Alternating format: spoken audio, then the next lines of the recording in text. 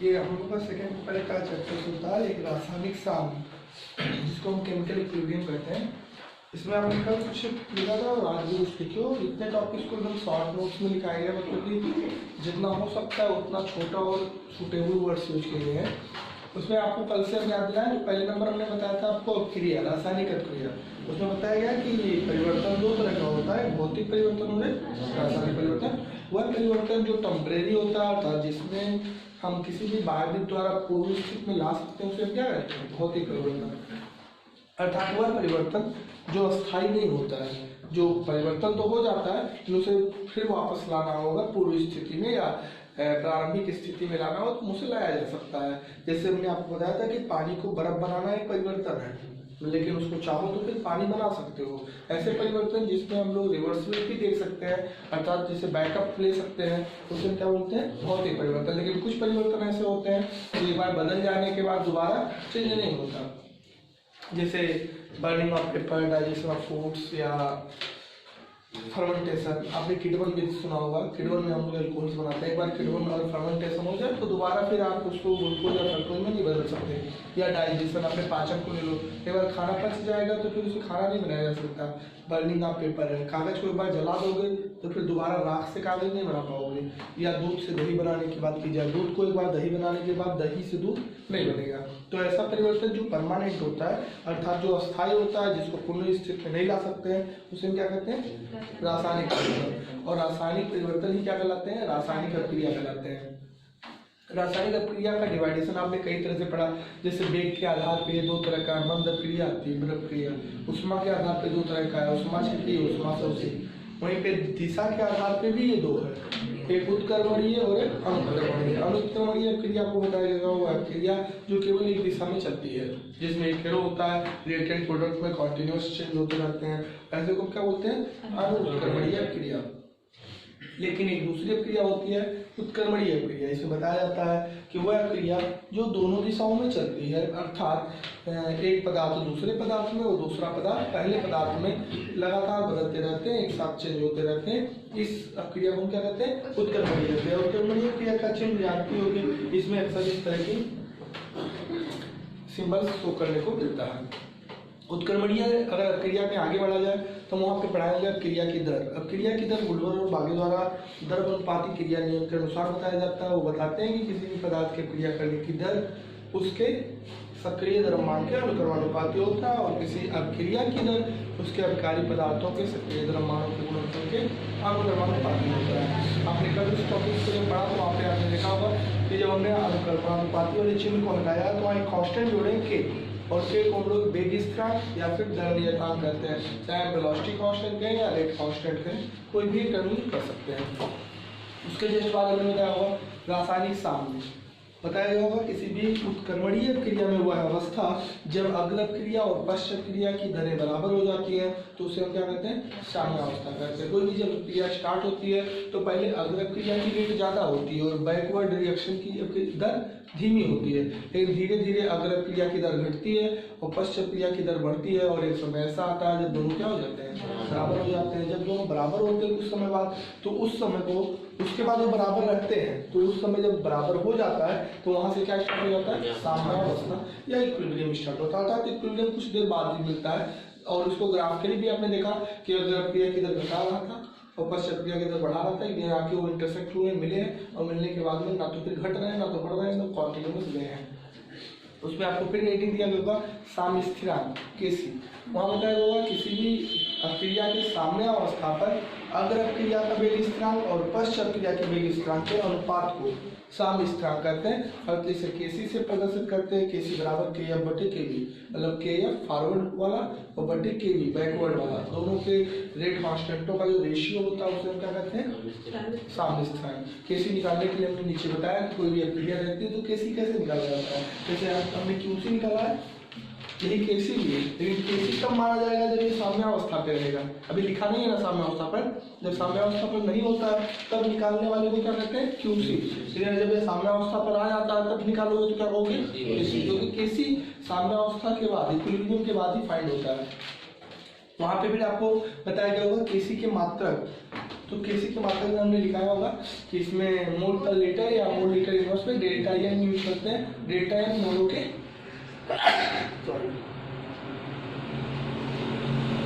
मोलों की संख्याओं का अंतर होता है। उत्पाद के मोलों की संख्या माइनस अभिकर्मक के मोलों की संख्या का अंतर जब लेते हैं तो वहां से आपको डेल्टा एन मिलता है।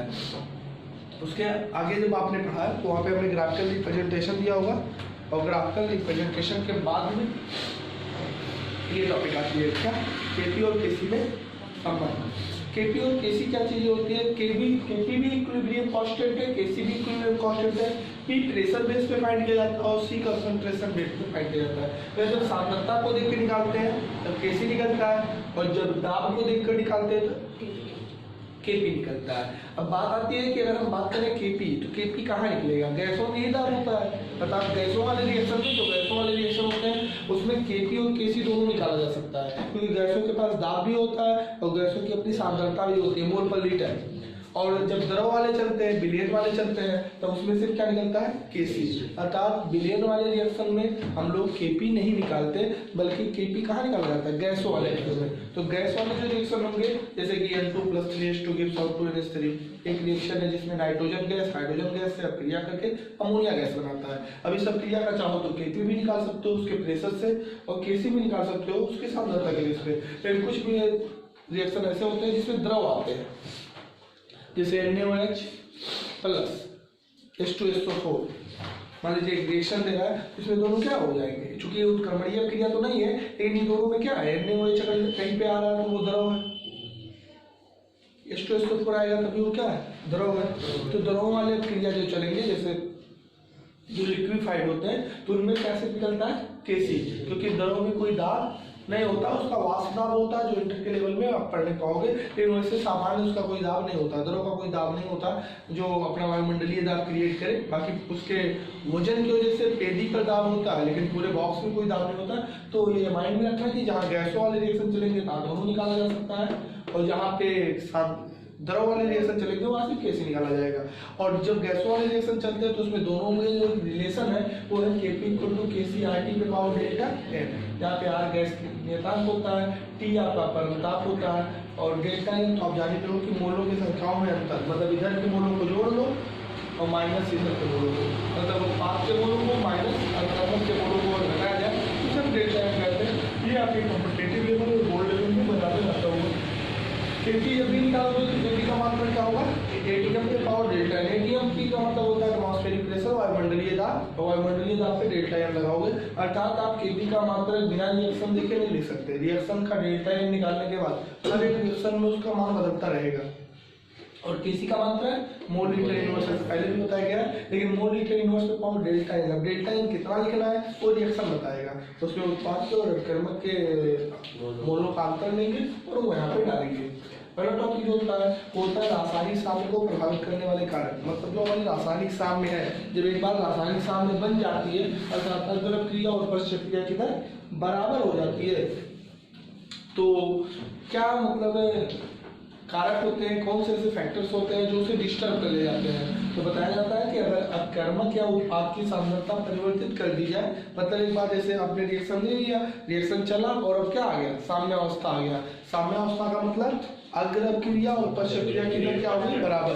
लेकिन उसमें और तुम अपकर्मक मिला दो या और उत्पाद मिला दो तो डिस्टर्ब हो जाएगा। क्या डिस्टर्ब होगा, साम्य अवस्था, मतलब अभिकर्मक या उत्पाद किसी की भी सांद्रता परिवर्तित करोगे तो साम्य अवस्था क्या हो जाएगी, प्रभावित हो जाएगी, तब थोड़ा सा चेंज हो जाएगी। दूसरा, अब क्रिया की ताप और दाब में बदलाव करोगे तब भी साम्य अवस्था बदल जाएगी। अर्थात तुम सांद्रता बदलोगे तब भी बदलेगी, ताप दाब बदलोगे तब भी साम्य अवस्था बदलेगी। लेकिन रासायनिक साम्य में उत्प्रेरक का प्रभाव क्या होता है, कभी कभी बोलता है what is the effect of catalyst in equilibrium. Equilibrium में कैटलिस्ट का क्या इफेक्ट है, तो हम बताते हैं कि जो उत्प्रेरक होता है वो क्रिया के साम्य अवस्था को नहीं बदलता है बल्कि उसे शीघ्र स्थापित कर देता है। मतलब साम्य अवस्था आने में जो टाइम लगता है, जैसे अगर क्रिया की दर घटती है धीरे धीरे और पश्चात क्रिया की बढ़ती है, दोनों एक समय आता है कि बराबर हो जाता है। जब दोनों बराबर हो जाता है तो उसे क्या कहते हैं, साम्य अवस्था। अब मान लीजिए पहले के घटने और दूसरे के बढ़ने में 3 मिनट लगा, 3 मिनट के बाद में दोनों बराबर हो गए और साम्यावस्था आ गई। रिएक्शन के 3 मिनट बाद साम्यावस्था आई। अगर उसको प्रेरक डाल दोगे तो साम्यावस्था प्रभावित नहीं होगी, लेकिन वो 3 मिनट के जगह 1 मिनट में आ जाएगा, मतलब जल्दी से आ जाएगा साम्यावस्था। तो यहाँ पे ये सिर्फ साम्यावस्था को थोड़ा सा फास्ट स्टेबलाइज कर देता है, लेकिन रासायनिक साधन को प्रभावित करने वाले सांद्रता, ताप और दाब होते हैं, बल्कि उत्प्रेरक किसी भी अभिक्रिया के रासायनिक साधन को प्रभावित नहीं करता, उसे जल्दी ले आता है, अर्थात शीघ्र स्थापित कर देता है। साम्यावस्था के बाद अब तो साम्यस्थान की अलग चीज है। साम्यावस्था क्या है? साम्यावस्था वह अवस्था है, वह समय है जिसमें अंदर और पश्च क्रिया की दर बराबर होती है, और साम्यस्थान की अलग है। ये किसी भी साम्यावस्था पर अग्र क्रिया का वेग स्थिरांक और पश्च क्रिया के वेग स्थिरांक का अनुपात को करता है, और ये केवल ताप से प्रभावित होता है। मतलब क्रिया की जब ताप बदली जाएगी तभी खाली बदलेगा, ताप के अलावा और चाहे उसकी सांद्रता बदलो, चाहे उसमें दाब बदलो, ये सबसे वो प्रभावित। तो साम्यावस्था तो तीनों से प्रभावित होता है, सांद्रता से भी, ताप से भी और उत्प्रेरक से नहीं प्रभावित होता है। उत्प्रेरक से खाली जल्दी शीघ्र स्थापित होता है, फिर साम्यावस्था प्रभावित होता है, लेकिन जो साम्य स्थरांक है वो केवल ताप से प्रभावित होता है, ओनली टेम्परेचर डिफर कर पाता है। इस बेसिस पे लीचेटियर सर ने एक लॉ दिया है जिसको हम लासापेलिये का नियम देते हैं। ये एक साइंटिस्ट है, इन्होंने इसके बारे में देखा और उसके बारे में स्टडी करने के बाद एक नियम प्रस्तुत किए। हम देखते हैं इन्होंने क्या बताया। ये कहते हैं कि किसी क्रिया की बाह्य कारक, मतलब उसके एक्सटर्नल फैक्टर्स जैसे सांद्रता, ताप या दाब को परिवर्तित किया जाए, बदला जाए, तो हमारा रासायनिक साम्यावस्था डिस्टर्ब होती है। तो यहाँ जानते हो कि अगर सांद्रता, ताप या दाब बदल दिया जाए तो हमारा रासायनिक साम्य बदल जाता है। लेकिन रासायनिक साम्य में साम्यावस्था उस ओर स्थापित होता है जिधर परिवर्तन का प्रभाव निरस्त हो जाए, मतलब जो बदला हुआ इफेक्ट है वो क्या हो जाए, खत्म हो जाए। आपको पता होगा, जैसे अपने एक बॉक्स लेते हो, यहाँ पे बॉक्स रख दो, इधर से तुम दबाओ तो बॉक्स किधर खसकेगा, मतलब वो उधर खसकता है कि आप वाला दाब उस पे से हट जाए। अच्छा, इधर से धकेलो था, मतलब वो उधर और भागेगा, उधर भागता तो और दाब बढ़ जाएगा, तो इधर भागेगा। जैसे कि हम लोग किसी पे एक्शन लेते हैं तो उधर वो भागता है जिधर हमारा दिया गया इफेक्ट क्या हो, खत्म हो जाए। लीचेटियर सर बताते हैं कि यदि किसी भी रासायनिक साम्यावस्था में या किसी भी अपक्रिया उत्क्रमणीय अपक्रिया के कारक में ताप, दाब या सांद्रता को परिवर्तित किया जाता है तो साम्यावस्था उस ओर चला जाता है, उस तरफ डिस्टर्ब तो होगा, परिवर्तित तो होगा, यहाँ पड़े होगी, परिवर्तित होगा, लेकिन किधर होगा, उधर होगा जिधर परिवर्तन का प्रभाव, जो तुम बदले हो उसका जो इफेक्ट है वो क्या हो जाए, खत्म हो जाए। तो नीचे उसके इफेक्ट हम लोग तीनों केसेस में देखते हैं। अगर हम सांद्रता में परिवर्तन करते हैं तो क्या होगा, मान लीजिए कोई क्रिया चल रही है जिसके अकर्मक उत्पाद में और उत्पाद अकर्मक में बदलना अर्थात उत्क्रमणीय क्रिया है और वो साम्यावस्था पे है, मतलब अग्र क्रिया और पश्च क्रिया समान रेट से चल रही है और उसमें आपने अकर्मक और डाल दिया, मतलब अकर्मक की सांद्रता बढ़ा दी। साम्यावस्था आने के बाद फिर आपने क्या बढ़ा दिया, अकर्मक की सांद्रता। जब अकर्मक की सांद्रता बढ़ाओगे तो क्रिया आगे भागेगा, मतलब आगे चलना स्टार्ट कर देगा, और अगर आप उत्पाद की सांद्रता डालोगे तब पीछे आएगा, क्योंकि अकर्मक यहाँ होता है, उत्पाद यहाँ, इस तरह रिएक्शंस होते हैं। अब मान लीजिए तुम्हारा अकर्मक उत्पाद की बात करें तो अब कर्मक डालोगे तो उत्पाद में बदलने लगेगा, तो क्रिया कहाँ जा रही है, आगे। और अगर उत्पाद में डाल दोगे तब ये वाला चलने लगेगा, तब कैसा चलेगा, पीछे। और अगर कुछ नहीं डालोगे तो साम्यावस्था पे है, साम्यावस्था मतलब जितना आगे चलेगा उतना पीछे चलेगा। तो ये बता रहा है कि अगर साम्यावस्था में कर्मक की सांद्रता बढ़ाई जाए तो आगे चलेगा, अग्र दिशा में चलेगा, और उत्पाद की बढ़ाई जाए तो एंड वाइस वर्सा, इसका उल्टा भी आपको जानना पड़ेगा। मतलब अगर अकर्मक की सांद्रता घटा दी जाए तो पश्च हो जाएगा, और उत्पाद की घटा दी जाए तो मतलब हाँ उल्टा वाला हो, आपको जानना पड़ेगा, सीधा वाला से बिके हुए। ताप में परिवर्तन, अगर कभी टेम्परेचर डिफरेंस करते हो तभी रिएक्शन की इक्विलिब्रियम चेंज होंगे। अब हम रासायनिक अभिक्रिया की ताप बढ़ाते हैं और वो एक उष्मा छिपी अभिक्रिया है। उष्मा छिपी मतलब उष्मा खुद निकालना है, उष्मा छिपी कौन होता है, जो उष्मा निकालेगा, और तुम उसमें ताप को बढ़ा रहे हो अर्थात उष्मा दे रहे हो, तो क्रिया किधर भाग जाएगा, पीछे, क्योंकि उसको उष्मा चाहिए नहीं। उष्मा छिपी क्रिया वो क्रिया होती है जो खुद उष्मा निकालती है, और तुम गर्मी और दोगे, ताप को बढ़ाओगे तो उसको अच्छा लगेगा नहीं, मतलब वो उसके फेवर में नहीं होगा, अर्थात क्रिया किधर जाएगी, बैकवर्ड डायरेक्शन में। लेकिन अगर वो उष्माशोषी क्रिया है, मतलब उसको उष्मा चाहिए, वो उष्मा सो रहा है और तब ताप बढ़ाओगे तो उसके फेवर में होगा, मतलब क्रिया कैसे जाएगी, अगली दिशा में। अब उष्माक्षेपी क्रियाएं जब होती हैं तब ताप बढ़ाने पर पक्ष चलता है, पीछे चलता है, बैकवर्ड चलता है, और जब उष्माशोषी क्रिया होती है तब ताप बढ़ाने पर वो आगे चलता है। अब इसके उल्टा वाला भी आपको जानना पड़ेगा। जैसे हमने यहाँ लिखा है कि ताप बढ़ाने पर उष्माशोषी पश्चिम दिशा में जाती है, उष्माक्षेपी, ताप बढ़ाने पर उष्माक्षेपी, तो यह ताप घटाने पर उष्माक्षेपी, हाँ उल्टा वाला आपको घटाने बढ़ाने डाल लेना, हम एक ही फैक्टर में लिखे हुए। अर्थात जब उष्माक्षेपी होगा तो ताप बढ़ाओगे तो पीछे आएगा, अर्थात ताप घटाओगे तो आगे जाएगा, और उष्माशोषी होगा तो ताप बढ़ाओगे तब आगे जाएगा, अर्थात ताप घटाओगे तो पीछे आएगा। दूसरा वाला लाइन आपको तैयार रखना पड़ेगा, उसका उल्टा, जिसको वाइस वर्सा बोलते हैं, रिवर्स बोलते हैं फैक्टर्स। दाब का परिवर्तन, अगर दाब की बात करें तो किसी भी उत्क्रमणीय क्रिया की साम्यावस्था में दाब को परिवर्तित करने पर भी साम्यावस्था बदलती है, और वो साम्यावस्था उधर स्थापित होती है जिधर परिवर्तन का प्रभाव निरस्त हो। इसमें अगर हम लोग किसी क्रिया की दाब बढ़ाते हैं तो वह उधर भागता है जिधर मोलों की संख्या घट जाए। अर्थात जैसे मान लीजिए अभिकर्मक में इधर ज्यादा मोल है, अभिकर्मक में ज्यादा मोल है, उत्पाद में कम मोल है, तो ज्यादा से दबाओगे तो ज्यादा से कम होगा या कम से ज्यादा। किसी चीज को दबाने पे ज्यादा से कम होता है कि कम से ज्यादा। अर्थात कोई भी क्रिया में जब दाब बढ़ाओगे तो किधर भागेगा, कम की ओर कि ज्यादा की ओर, कम की ओर। मतलब अगर इधर कम है तब आगे भागेगा और इधर कम है पीछे भागेगा, गिनना पड़ेगा किधर कम ज्यादा है। और दाब को घटाओगे तो घटाने पे उल्टा होगा, घटाने पे उधर भागेगा जिधर बढ़ेगा। अब मोल किधर बढ़, इधर बढ़ेगा, अगर इधर ज्यादा मोल है तो इधर भागेगा, इधर ज्यादा मोल है तो इधर भागेगा, मतलब मोलों को देखेगा। दाब को बढ़ाने पर क्रिया उस दिशा में चलेगी जिधर मोलों की संख्या घटेगी, और दाब घटाने पर उस दिशा में चलेगी जिधर मोल की संख्या बढ़ेगी। अगला टॉपिक होता है क्यूसी एंड केसी। केसी किसी भी क्रिया की नेचर को बताता है, प्रकृति को बताता है। मान लीजिए कोई क्रिया भी हमने स्टार्ट कर दिया, तो स्टार्ट करने पे तुरंत साम्यावस्था आ जाएगा, नहीं आएगा। लेकिन अगर वो चल रहा है अभी प्रेजेंट टाइम में, तो हम जानना चाहते हैं कि क्रिया आगे चल रहा है कि पीछे चल रहा है कि साम्यावस्था पर है, ये जानने के लिए हम तत्काल में उसका क्या निकाल लेते हैं, क्यूसी, और उन क्यूसी को अपने केसी से मिलाते हैं। अगर क्यूसी का मान केसी से ज्यादा आ गया तो अर्थात अब क्रिया पश्चिम दिशा में चल रही है, अगर क्यूसी का मान केसी से छोटा आ गया तो अर्थात अब क्रिया अगले दिशा में चल रही है, और अगर क्यूसी केसी के बराबर आ गया तो अब क्रिया साम्यावस्था पर होती है। समझ में आया? इसमें दो लास्ट में नोट पॉइंट और लिख लो, नीचे नोट पॉइंट लिख लो।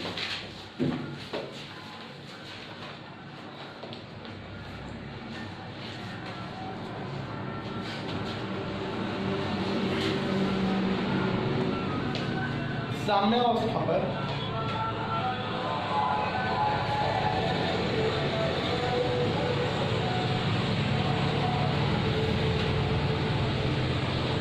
अग्र क्रिया की दर और पश्च क्रिया की दर समान होती है, ये तो आप जान ही रहे हो।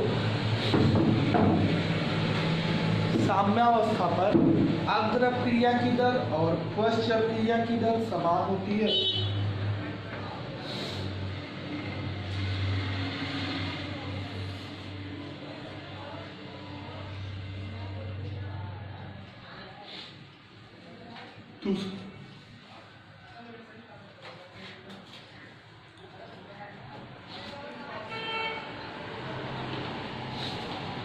साम्यावस्था पर अभिकर्मक और उत्पाद की सांद्रताएं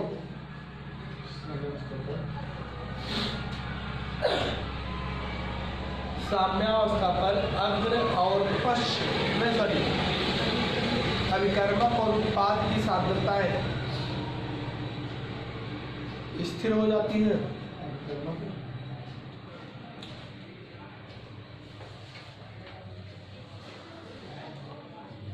अभिकर्मक व उत्पाद की सांद्रताएं स्थिर हो जाती हैं।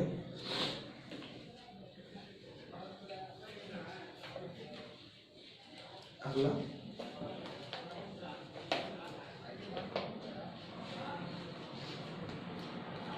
साम्यावस्था गतिक होती है, गति डायनेमिक।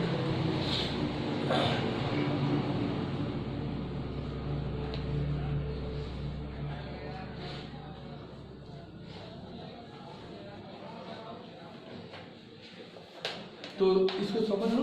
पहला तो ये कह रहा है कि साम्यावस्था वो स्टेज है जब अग्र और पश्च क्रिया की दरें मतलब जितना रिएक्टेंट प्रोडक्ट में बदलता है उतना ही प्रोडक्ट रिएक्टेंट में बदलता है। दूसरा इशू आ रहा है कि जब साम्यावस्था आ जाती है तो अभिकर्मक और उत्पाद की सांद्रताएं क्या हो जाती है, नियत। अर्थात जैसे मान लीजिए अभिकर्मक 10 मोल है, उत्पाद 5 मोल है, जैसे 10 5 रहेगा, घटेगा बढ़ेगा, क्योंकि जैसे 10 में से 1 मोल इसमें जाएगा वैसे 1 मोल इसमें आ जाएगा, क्योंकि रेट बराबर होता है ना, तो फिर घटेगा बढ़ेगा नहीं। मतलब जैसे 2 अकाउंट में डेली 100 रुपया तुम ट्रांसफर करो, 100 रुपया वो भी ट्रांसफर करे, तो तुम लोगों का पैसा घटेगा बढ़ेगा नहीं। मतलब साम्यावस्था देखने में क्या लगता है कि रुक गया, साम्यावस्था आती है तो रिएक्शन को देखने में लगता है क्या हुआ, रुक गया, लेकिन तीसरी लाइन में बता रहा है रुका नहीं है, साम्यावस्था चल रहा है। चलना क्या मतलब जितना रेट से आगे चल रहा है उतना रेट से, इसीलिए वो रुका हुआ लगता है। दोनों की सांद्रताएं घटती बढ़ती नहीं है तो लगता है कि अब क्रिया क्या हो गई है, रुक गई है। लेकिन ये माइंड में रखना